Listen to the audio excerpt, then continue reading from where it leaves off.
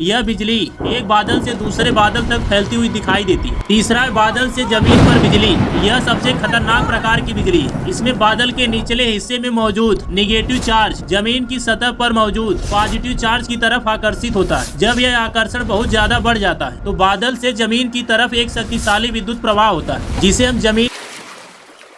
क्या आपने कभी सोचा है कि जिस पानी को आप नदियों, तालाबों और खेतों में देखते हैं वो आसमान तक कैसे पहुंचता है और कैसे यही पानी बादलों का रूप लेकर फिर बिजली बनकर कड़कता है? आइए इस कमाल की कहानी को समझते हैं। हमारी कहानी शुरू होती है जमीन पर मौजूद पानी से। सूरज की गर्मी नदियों, झीलों, तालाबों और यहाँ तक कि खेतों में मौजूद पानी को भी लगातार गर्म करती रहती है। इस गर्मी के कारण पानी वाष्प यानी भाप में बदल जाता है। यह प्रक्रिया वाष्पीकरण कहलाती है। यह पानी की भाप जो कि बहुत हल्की होती है हवा में मिलकर ऊपर उठने लगती है। जैसे जैसे यह ऊपर उठती है हवा ठंडी होती जाती है। ज्यादा ऊंचाई पर पहुंचने पर यह वाष्प ठंडी होकर पानी की बहुत छोटी छोटी बूंदों या बर्फ के क्रिस्टल में बदल जाती है। ये सूक्ष्म बूंदें इतनी छोटी और हल्की होती हैं कि ये हवा में तैरती रहती हैं। जब ऐसी ही असंख्य बूंदें एक साथ इकट्ठा होती हैं तो हमें विशाल आकृति दिखाई देती है, वही बादल कहलाता है। तो देखा आपने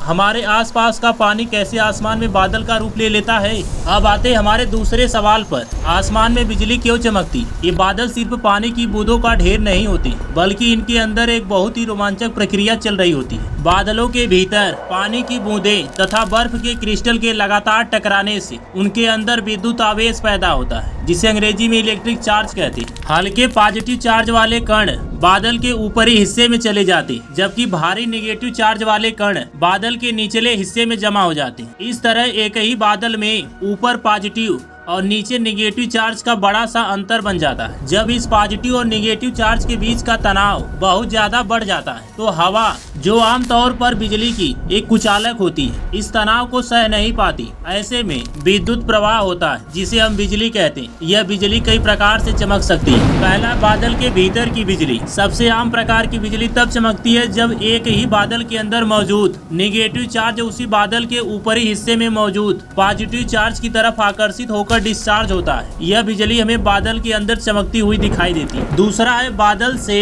बादल में बिजली। कभी कभी एक बादल का नेगेटिव चार्ज पास के दूसरे बादल के पॉजिटिव चार्ज की तरफ आकर्षित होकर डिस्चार्ज होता है। यह बिजली एक बादल से दूसरे बादल तक फैलती हुई दिखाई देती है। तीसरा है बादल से जमीन पर बिजली।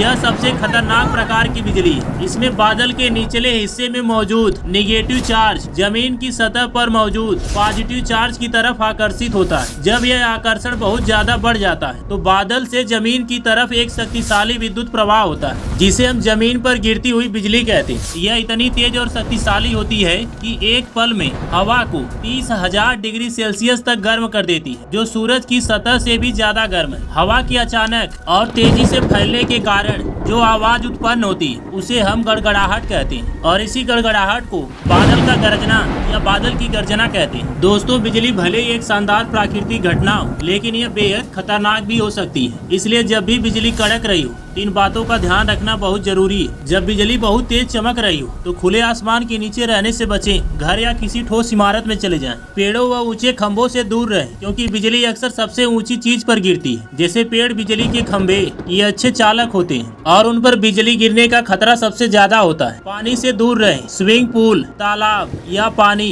के अन्य स्रोत से बाहर निकल आएं, क्योंकि पानी बिजली का एक अच्छा वाहक होता है। धातु की बनी चीजों से बचें। धातु की बनी चीजें जैसे तार वाले फोन, बिजली के उपकरण या धातु के औजार से दूर रहें। तो अगली बार जब आप बादलों को देखेंगे या बिजली को चमकते हुए देखेंगे तो आपको पता होगा कि यह सब कैसे होता है। हमारे ग्रह के अविश्वसनीय जल चक्र और बादलों के भीतर की अद्भुत विद्युत प्रक्रिया के कारण यह सब होता है। हमें उम्मीद है कि आपको जानकारी अच्छी लगी होगी। अगर वीडियो पसंद आया तो लाइक कर दीजिए और अपने दोस्तों में से शेयर। अगर और भी नॉलेज को बढ़ाना तो चैनल को सब्सक्राइब कर लीजिए।